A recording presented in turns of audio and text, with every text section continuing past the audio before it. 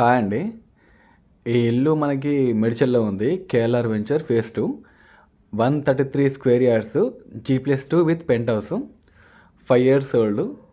Price వచ్చేసి 1,35 lakhs slightly negotiable. మీలో ఎవరికైనా ఇంట్రెస్ట్ ఉంటే కనుక ఒకసారి నాకు కాల్ చేయండి. మీకు మిగతా డీటెయిల్స్ అన్నీ చెప్తాను.